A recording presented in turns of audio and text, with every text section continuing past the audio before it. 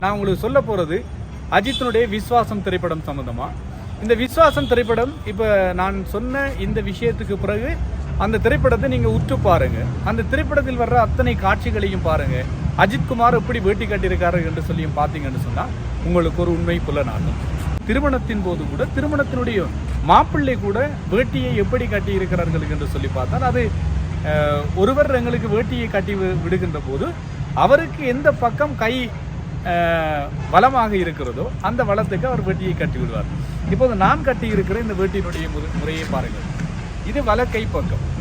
இந்த வலக்கை பக்கத்துக்கு இந்த கரை வர வேண்டும். வேட்டியினுடைய இந்த கரை வலக்கை பக்கத்திலே வர வேண்டும். வலக்கை பக்கத்திலே வருகின்ற போது இந்த மாதிரியாக வேட்டி உடுப்பது தான் மங்களமான சில விஷயங்களுக்கு சார்ந்ததாக இருக்கு. எனக்கு பக்கத்திலே இருந்து ஒருவர் சிரித்து கொண்டிருக்கிறார். அவருடைய பேர் குரு. குரு கட்டி இருக்கின்ற முறை அது கொஞ்சம் நேர்மாறான ஒரு விஷயமாக இருக்கிறது. நாங்கள் குருவுக்கு சொல்லியிருக்கோம். குரு அதை திருத்த போறார். சால்வையினுடைய கரையும் இந்த பக்கத்துக்கு, அதாவது வலக்கை பக்கமாக அந்த சால்வையினுடைய இது முடிய வேண்டும்.